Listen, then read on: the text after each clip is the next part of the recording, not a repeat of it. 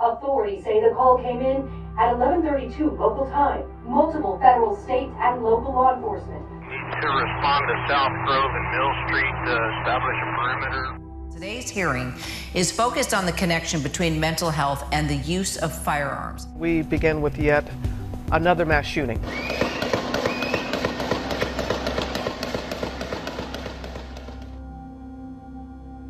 So after Uvalde, after the school shooting in Texas, you're starting to see a lot of states, and of course the federal government start to discuss this. So something we want to take a look at. How often has it been used? Because it's now been in place since 2018. How often has it been used? How often does a judge take a look at these, risk protection orders and decline them?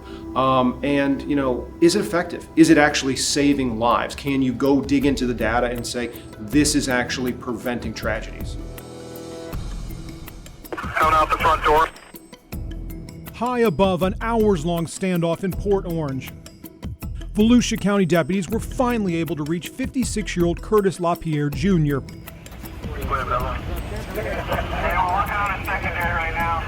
Evicted from his parents' home, he's distraught and armed. By the time he's in cuffs and the situation is resolved, deputies know, in his frame of mind, he can't keep his gun.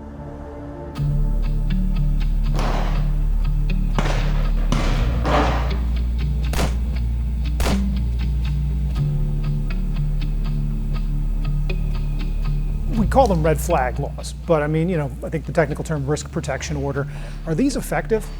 Well, I can tell you that our policy is a model policy. We worked long and hard when the legislature passed these red flag law back in wake of Parkland. I think the sheriff definitely cares. He cares a lot about not just his deputies, but about the people that he serves.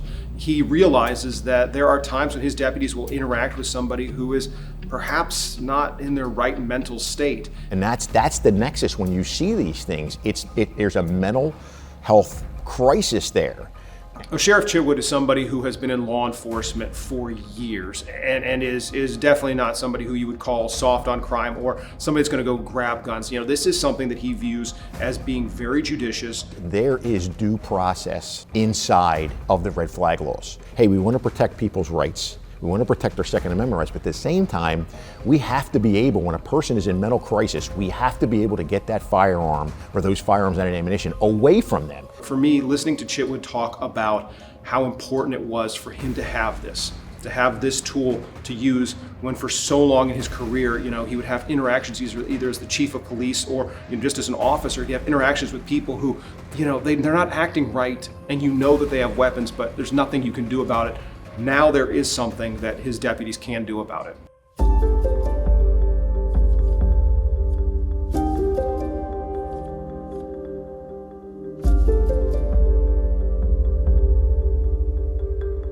We just had a mass shooting here yesterday.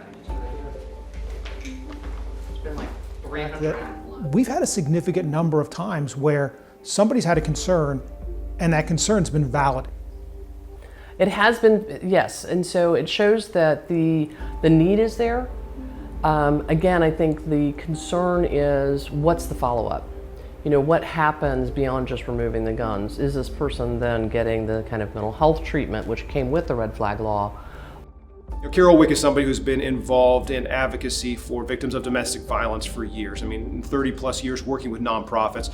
She's somebody that very, very astutely understands how dangerous some of these situations can be.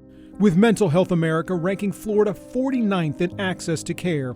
Case in point, Derek Velez. Let's come out, we'll get you into a car, into the air condition, and we'll sort out all the details. Velez had his weapons taken away last July after he indicated he wanted to hurt himself. A month later, he was picked up again threatening to hurt himself and others.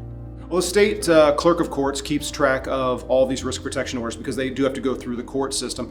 And then one of the big things that we started to look at when we dig into this data was, what is the rate of suicide? Because we talk about gun violence and we so often talk about it as being a mass shooting, a school shooting, but the main part of gun violence that we see out there is suicide.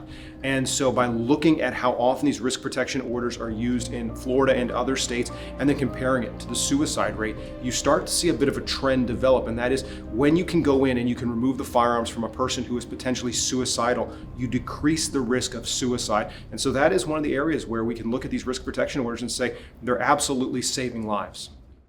Hi, I'm Greg Warmoth. Thank you for taking a look at our content here on YouTube. If you like what you see, make certain that you like and subscribe to our YouTube page.